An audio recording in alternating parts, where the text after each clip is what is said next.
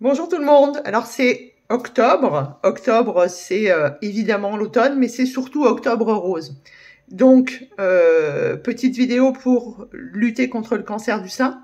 Et je pense qu'on lutte contre le cancer du sein tous les jours en faisant ce que moi j'appelle de la prévention. Aujourd'hui, les chiffres du cancer du sein ont augmenté. Ils augmentent bien sûr parce qu'on les dépiste de plus en plus, mais ils augmentent surtout parce qu'il y a dans nos vies une tonne de pollution qu'on ne voit plus comme une pollution. Vous savez ce que j'en pense si vous avez l'habitude de regarder mes vidéos.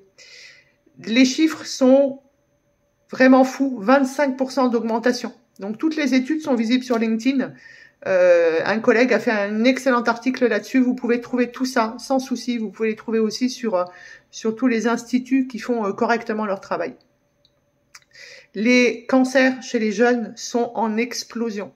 Et on continue de donner l'autorisation au glyphosate, on continue de donner l'autorisation à tous ces Roundup, etc. On continue de faire de la publicité pour des magasins, entre guillemets, de meumeux qui vous vendent toujours moins cher. Nous sommes responsables de tout ça. Le cancer, c'est pas une fatalité. Non, le cancer, c'est pas une fatalité. Si vous continuez de penser, et je suis désolée si vous pensez que je suis dans le jugement, là je fais que du factuel. Si vous continuez de penser que l'alimentation n'est pas votre premier ou première dépense, eh bien vous vous trompez. Si vous pensez qu'il est plutôt souhaitable d'avoir un téléphone, d'avoir un abonnement Netflix, d'avoir une très belle maison, d'avoir une voiture neuve, vous pensez mal. En fait, lorsque l'on perd la santé, on se rend compte de l'importance de la santé. Et quelquefois, il peut être trop tard. J'accompagne des personnes dans la prise en charge du cancer depuis 14 ans aujourd'hui et j'entends leurs mots chaque jour, puisqu'il n'y a pas un jour, ou en tout cas pas une semaine où j'accompagne pas quelqu'un dans cette partie de vie qui est stressante, choquante, perturbante. Lorsque l'on a eu un cancer, on entend ce que je raconte, parce qu'on l'a eu, ce cancer, et on comprend. On comprend qu'en fait, notre manière de vivre, notre manière de rester dans ces pollutions, toutes les pollutions qui sont autour de nous, fait qu'on fabrique ce cancer. On le fabrique parce que nos cellules, et plus particulièrement les mitochondries dans nos cellules, ces petites bêtes organiques qui viennent du monde des bactéries, qui fabriquent notre énergie, mais qui sont aussi responsables de tellement de choses, sont emboucanés, sont fracturés, sont fêlés, sont dans le brouillard et ne peuvent plus faire leur travail correctement. Je vous conseille de lire toutes les enquêtes, tous les documents, tous les livres, tous les articles qui ont été écrits par le docteur Schwartz. Vous verrez ce qu'il pense du cancer, de comment le cancer se crée. Le cancer, il se crée parce qu'il y a trop de pollution. On sait aujourd'hui que 80% de nos toxines sont mentales. Donc, il y a toutes les pollutions mentales, tout ce stress qui est là en permanence, toute cette je vais trop vite, je fais plein de choses à la fois. Tout ça, c'est un stress qui induit un dysfonctionnement de votre mitochondrie, qui induit, entre guillemets, de la fatigue, qui induit des carences et qui feront qu'un jour, vous ferez un cancer. Je dis pas que toutes les personnes qui sont fatiguées vont faire un cancer, hein. Non, loin de là. Cette vidéo, elle est là pour faire de la prévention. La prévention, c'est la vie, justement. Donc, ouvrez les yeux sur vos pollutions. Il y a, bien sûr, les pesticides, les herbicides. Pour certains, quand je leur dis, c'est quand même mieux d'essayer d'être dans le local, dans le saison, dans le brut, dans le fait soi-même. Oui, mais vous savez, le bio, c'est pas du bio. Oui, je suis d'accord, le bio, c'est pas du bio. On est OK. Il y avait une image sur le réseau LinkedIn cette semaine qui montrait le prix d'1 kilo de courgettes dans un magasin bio que j'aime beaucoup, qui est une coopérative, et dans une grande surface. Eh ben, il s'avère que le kilo de courgettes normales, c'est-à-dire même pas bio, était plus cher que le kilo de courgettes dans le magasin bio. Donc, il y a bio et bio, je suis OK. Mais en tout cas, local, brut, de saison, c'est vous qui cuisinez. C'est vous qui cuisinez avec des températures qui sont basses. C'est vous qui ajoutez des épices, c'est vous qui ajoutez des aromates. C'est aussi vous qui faites attention à tout ce que vous ne voyez plus comme une pollution, c'est-à-dire regarder les informations, écouter les infos en boucle, c'est-à-dire être branché sur tout le négatif, c'est-à-dire vous laver tous les jours avec les mêmes perturbateurs endocriniens, c'est-à-dire tous les jours mettre du vernis sur vos ongles, tous les jours mettre du maquillage qui contient plein de perturbateurs endocriniens. c'est-à-dire porter des vêtements neufs qui viennent très souvent de Chine, qui sont clafis de produits pour éviter que pendant le transport, ça soit mangé par les petites bêtes. Lavez vos vêtements avant de les porter. C'est évidemment le Wi-Fi, c'est la 5G, etc., etc. Il y a des choses sur lesquelles on ne peut pas faire grand-chose, mais il y a des choses sur lesquelles vous pouvez faire des choses. Donc la prévention en cette période d'octobre rose, c'est pas d'aller faire une mammographie, ça s'appelle du dépistage.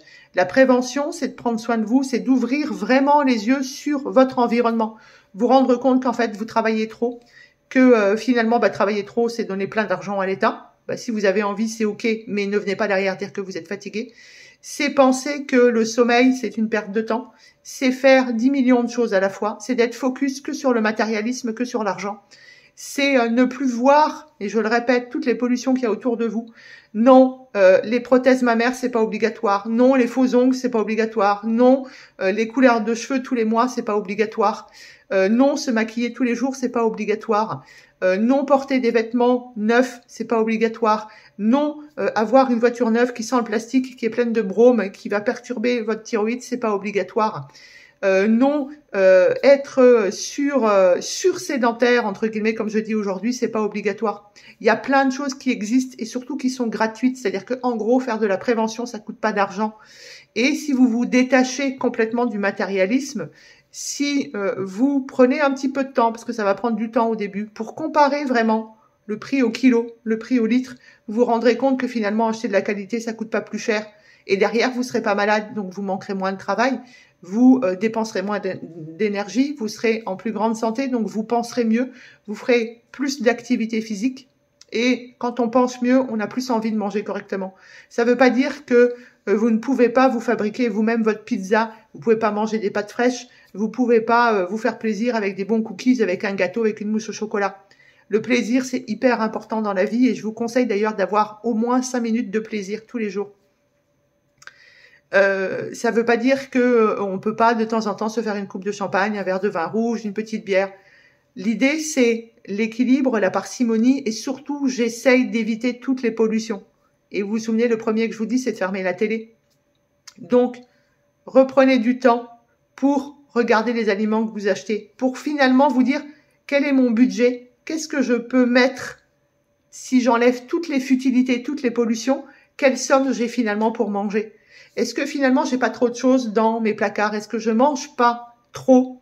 Parce que c'est ça aussi qu'il faut se poser. Aujourd'hui, on est dans une société où les magasins regorgent d'aliments et on construit des cuisines, des arrière-cuisines qui sont pleines. On nous apprend comment ranger, mettre du plastique dans du plastique.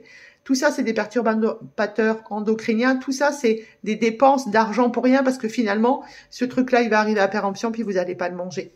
Donc, moi, j'aime bien le « c'était mieux avant ». C'est vrai qu'il y a beaucoup de choses qui étaient mieux avant. Le « avant », c'est quoi pour vous? 60, 70, 80, 90?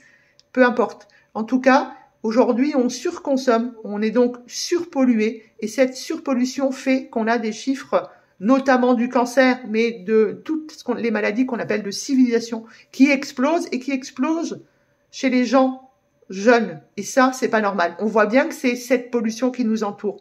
Donc, c'est le mois d'octobre. C'est pas forcément le mois, entre guillemets, des bonnes résolutions, parce que souvent c'est janvier.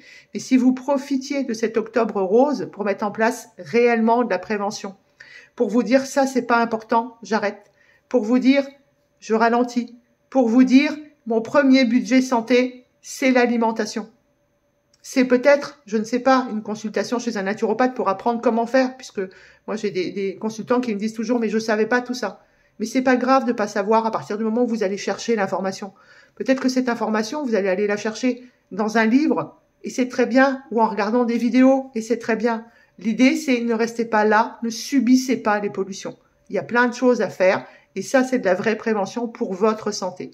Vous savez qu'on vit de plus en plus vieux, c'est là où il y a de l'ambivalence, mais en moins bonne santé. Donc, remettez une banane dans votre sac aussi si vous avez envie, sur votre visage, remettez le sourire, remettez le bonheur, remettez le plaisir, devenez ce petit pion jaune qui met du jaune tout autour de lui et qui amène ce positif partout, et puis ouvrez les yeux, prenez le temps d'enlever toutes les pollutions qui sont pas nécessaires dans votre vie, voyez comment faire certaines choses pour arrêter de vous polluer et s'il vous plaît, que votre premier budget santé devienne votre alimentation. À bientôt et bonne prévention, c'est très important en ce mois d'octobre.